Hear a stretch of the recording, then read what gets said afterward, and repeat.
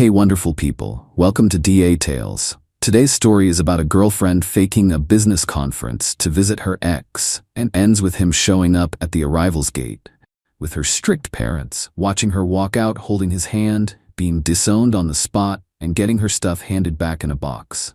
Let's get into it. I, 29 male, work as an electrical engineer for a manufacturing company. Decent salary, nothing crazy. My girlfriend, 27, and I have been together for 3 years, living together for the last 18 months in my apartment. Her parents are traditional, like old school conservative. They practically worship the ground I walk on because I'm stable and respectable. Their words, not mine.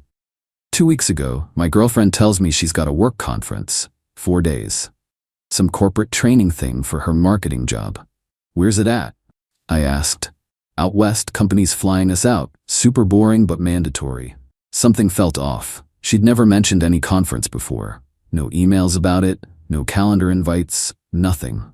But I didn't push, just nodded and said, cool, have fun. Here's the thing about my girlfriend.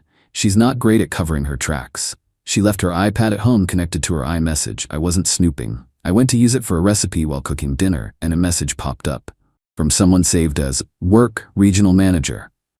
The message read, can't wait to finally see you again, baby. 4 days isn't enough, but I'll take what I can get. My stomach dropped. I scrolled up. Months of messages, explicit stuff, plans, I miss your body. Remember when we used to? My girlfriend doesn't compare to you. Wait, his girlfriend? Turns out Work Regional Manager was her ex-boyfriend from college. They dated for 2 years before she met me. According to these messages, they'd reconnected about 5 months ago.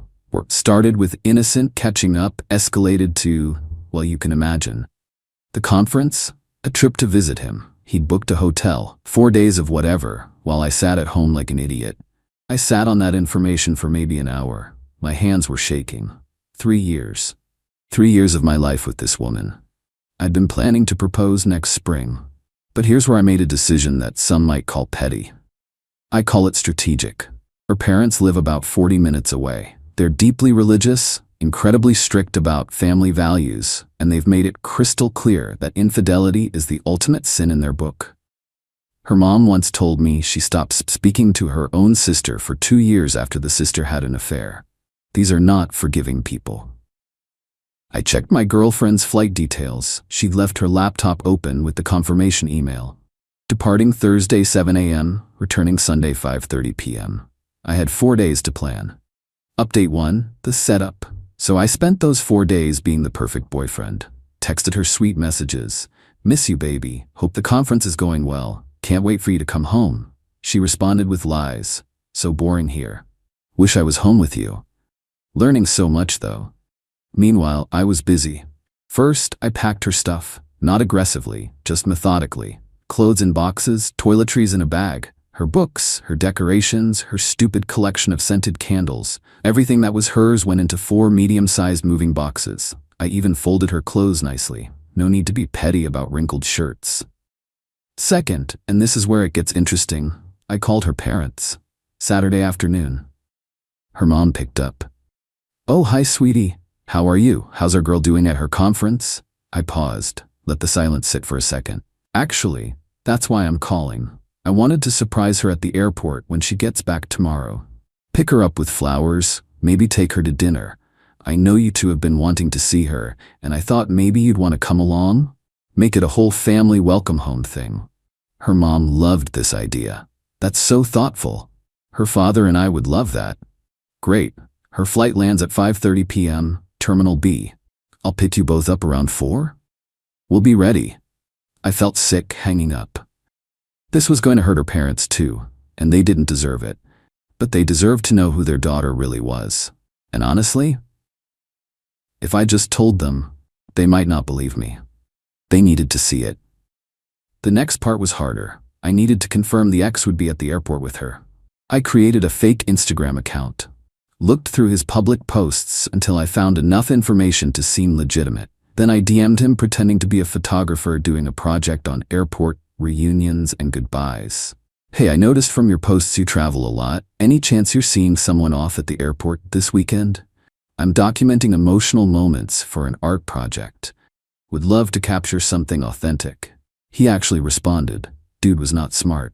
Ha, actually yeah. Dropping my girl off Sunday evening. She's flying home. We could do something if you want. His girl. She was his girl now. Amazing. What terminal and time? I'll be there with my camera. He gave me the details. Terminal B, around 5 p.m. Exactly where I'd be with her parents. Everything was falling into place. Sunday morning I barely slept. Kept going over the plan. Was this too much? Too cruel? But then I'd remember those messages. 5 months of lies, 5 months of making a fool out of me while I planned a future with her. Nah, this was exactly enough. Update 2. The airport picked up her parents at 4 p.m. sharp. Her dad was in his Sunday best, the man dressed up for everything. Her mom had a small bouquet of flowers she'd picked up for our baby girl. The guilt hit hard seeing those flowers, but I pushed through. You're such a good man, her mom said during the drive, taking such good care of our daughter. I try, I said. And I meant it. I had tried. We got to the airport around 4:45, parked, made our way to the arrivals area. I suggested we stand near the exit from security, close to the doors where passengers come through. Perfect spot, her dad said. She'll see us right away. At 5:15, my phone buzzed. Flight landed. My heart was pounding so hard I thought I might pass out. She's landed, I told them, checking the arrivals board. Should be out in about 15 minutes. Her mom was practically bouncing with excitement. Her dad had his camera out, ready to capture the surprise. 5:27 p.m. People started trickling through the doors. Business travelers, families, couples reuniting. 5:31 p.m. I saw her. She was walking out with a roller bag, smiling, laughing, and holding hands with a guy I recognized from the Instagram stalking. Her ex. Tall dude, backwards cap, looking at her like she was the only person in the world. She hadn't seen us yet. They stopped just past the doors, and he leaned down and kissed her. Not a peck, a full romantic goodbye kiss. Her mom made a sound, like a gasp but worse, like something breaking. What is? Her dad started. My girlfriend finally pulled away from the kiss and looked up. Our eyes met. The color drained from her face so fast I thought she might collapse. Mom? Dad? What are you? She dropped his hand immediately. This isn't, I can explain. Her ex looked confused. Babe, who are these people? Babe. Her dad's voice came out ice cold. Did that man just call you babe? Dad, please, it's not what it looks like. We just watched you kiss him, her mom said, voice cracking. We watched you walk out holding his hand after you told everyone you were at a work conference. I can explain. Explain what? Her dad's voice rose. People were starting to stare. Explain that you're a liar and a cheat, that you've been deceiving everyone who loves you. The ex finally caught on. He stepped back, hands up.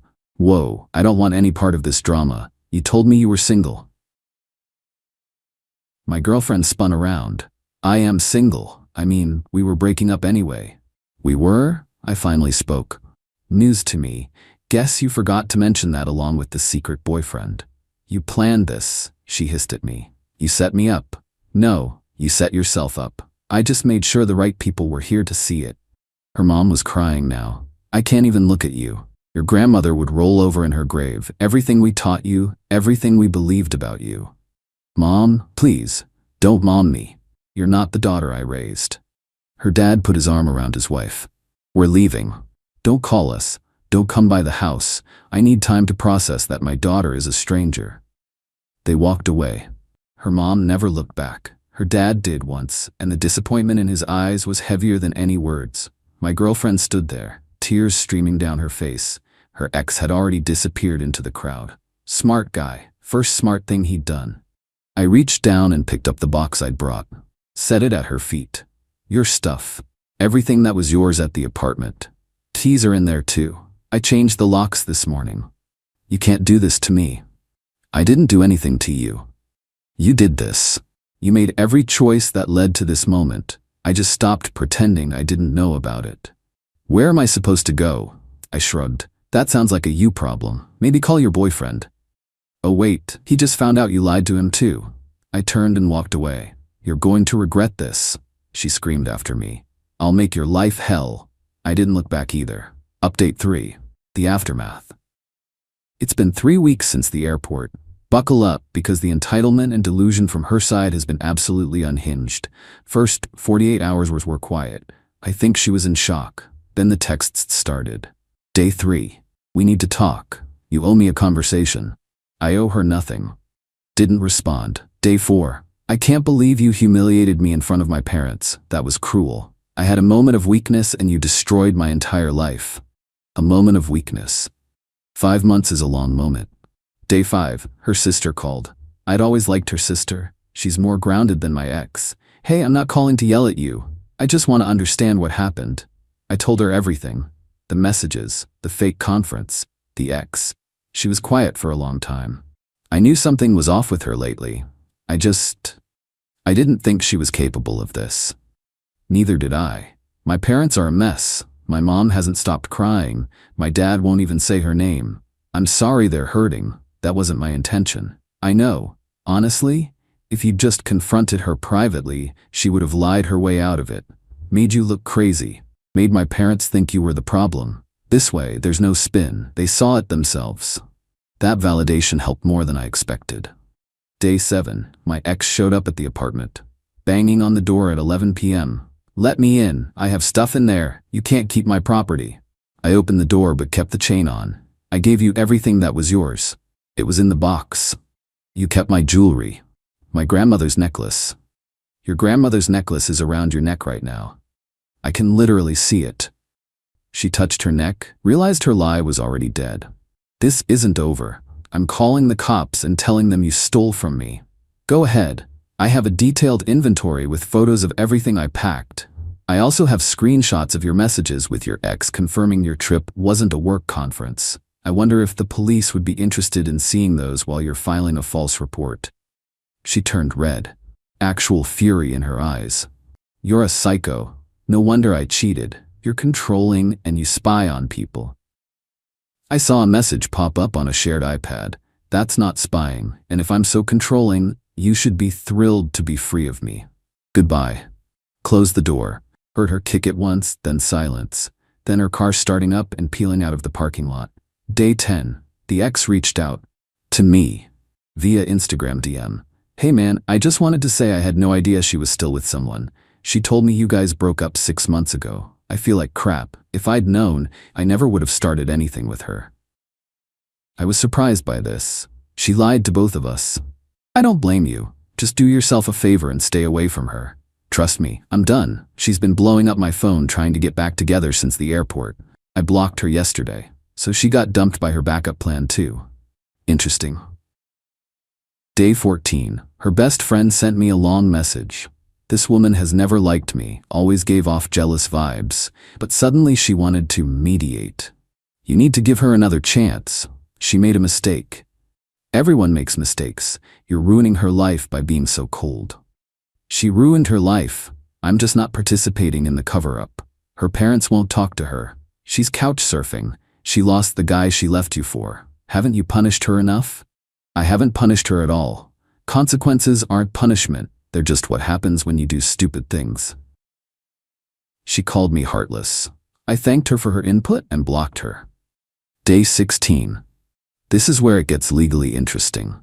My ex sent a formal-looking email claiming I owed her $4,000 for her share of the apartment and furniture we'd purchased together. Here's the thing. The apartment lease is solely in my name. She was never on it because her credit was bad when we moved in, and I never added her later. She paid me half the rent in cash each month, but there was no legal agreement. As for furniture, I bought everything, every single piece. She'd chip in occasionally for groceries, but the couch, the TV, the bed, the kitchen stuff, all on my credit card, all in my name. I forwarded the email to my buddy who's a lawyer. He laughed. She has no case. She wasn't on the lease, there's no cohabitation agreement, and unless she has receipts proving she purchased specific items, she can't claim anything. This is a scare tactic. I responded to her email with a single line, "Please direct any further legal correspondence to my attorney." Then I gave her my buddy's firm name. Never heard about that again. Day 18. Her dad reached out. This one surprised me. "Son, I owe you an apology." "Sir? Not for what happened at the airport, that needed to happen, but for the position my daughter put you in. You shouldn't have had to be the one to show us who she really is. We should have seen the signs ourselves. I'm sorry it happened this way. I know you probably don't want to hear this, but you dodged a cannon. My wife and I have been talking, and there were red flags we ignored over the years because she's our daughter. Little lies here and there, blaming others for her problems, taking shortcuts. We enabled it because we wanted to believe the best. I appreciate you saying that. Take care of yourself. You're a good man. You deserve better. That call hit different. I wasn't expecting closure from her family, but somehow her dad gave me more peace than any apology from her ever could. Day 21. Today. Got word through mutual friends that my ex has moved back in with her parents. Apparently, after 3 weeks of couch surfing and burning through every friend she had with drama, she finally crawled back home. Her parents let her in, but with conditions.